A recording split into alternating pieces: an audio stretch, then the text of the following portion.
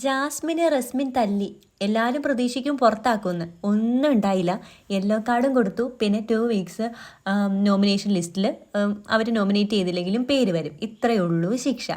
പിന്നെ നമുക്ക് നേരത്തെ അറിയാലോ, ബിഗ് ബോസിന് സ്ത്രീകളോടൊരു പ്രത്യേക പരിഗണനയുണ്ട്. ഒരു എന്താ പറയണ്ടേ, സ്ത്രീകൾ തെറ്റ് ചെയ്താൽ വലിയ കാര്യമായിട്ടൊന്നും എടുക്കില്ല. തെറി വിളിച്ചാലും ഒന്നും ഒരു കുഴപ്പമില്ല, സ്ത്രീകളല്ലേ. ഈ പന്നിയുടെ മോൻ എന്ന് റസ്മിൻ സിജോയെ വിളിച്ചായിരുന്നു. കുഴപ്പമില്ല, ബിഗ് ബോസ് ഒന്നും പറഞ്ഞില്ല. അതുപോലെ തന്നെ പട്ടിയുടെ ഫീച്ചേഴ്സാണ് ജിൻഡോയ്ക്ക് എന്ന് ജാസ്മിൻ പറയുകയും ചെയ്തു.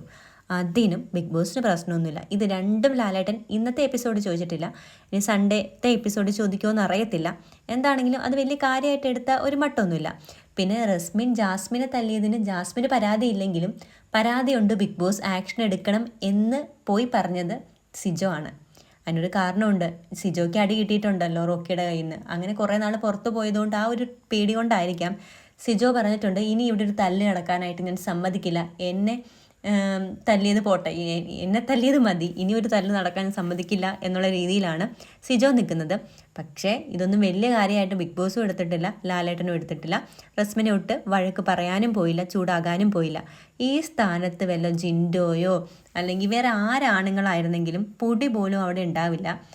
സിബിനൊക്കെ ഒരു ആക്ഷൻ കാണിച്ചു എന്ന് പറഞ്ഞിട്ട് എന്തൊക്കെയാണ് സിബിനെ പറഞ്ഞത്. പക്ഷേ റസ്മിനെയും അതുപോലെ തന്നെ ജാസ്മിനെ ഒന്നും ഇതിൽ ആരും ഒന്നും പറയാനായിട്ട് പ്രത്യേകിച്ച് നിന്നില്ല.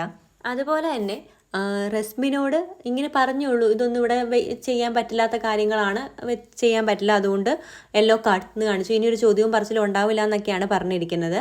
പക്ഷേ ഈ ആണുങ്ങൾക്ക് ചോദിക്കാനും പറയാനും ആരുമില്ല എന്ന പോലെയാണ്. ആണുങ്ങൾ വഴക്കുണ്ടാക്കിയാൽ അത് വലിയ ഇഷ്യൂവും, പെണ്ണുങ്ങൾ എന്ത് പറഞ്ഞാലും കുഴപ്പമില്ല എന്ന്. ഋഷി എടി പൊടി എന്ന് വിളിച്ചതുകൊണ്ടാണ് ഋഷി മോശം വാക്കുകൾ ഉപയോഗിക്കുന്നു എന്ന രീതിയിൽ ഋഷീനെ മാനസികമായിട്ട് തളർത്തിയത്. പക്ഷേ എത്രയോ തവണ ജാസ്മിനും റസ്മിനും ഒക്കെ തെറികൾ വിളിക്കുന്നു. ഇതൊന്നും ചോദിച്ചിട്ടില്ല. എന്താണെങ്കിലും ജാസ്മിൻ റസ്മിനോട് ക്ഷമിച്ചതുകൊണ്ടാണോ ഇനി റസ്മിനെ പുറത്താക്കാത്തതെന്ന് അറിയില്ല. അങ്ങനെയാണെങ്കിൽ സിജോ റോക്കിയോടും ക്ഷമിച്ചിരുന്നല്ലോ, എന്നിട്ടും റോക്കിയെ പുറത്താക്കിയല്ലോ.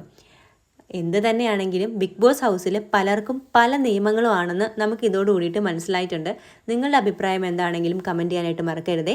ഒരു കാര്യം കൊണ്ട് ഈ ഒരു സീനും വന്നതോടും പിന്നെ ഗബ്രി ഔട്ടായതോടും കൂടിയിട്ട് ജാസ്മിൻ ഇപ്പോൾ എല്ലാവർക്കും മലാഖിയായിട്ടുണ്ട്. ജാസ്മിനോട് ഇപ്പോൾ എല്ലാവർക്കും പാവം തോന്നുകയും നേരത്തെ ഹെയ്റ്റ് ചെയ്തിരുന്ന ആളുകൾ പോലും ഇപ്പോൾ ജാസ്മിനെ സപ്പോർട്ട് ചെയ്ത് വരുന്നുണ്ട്.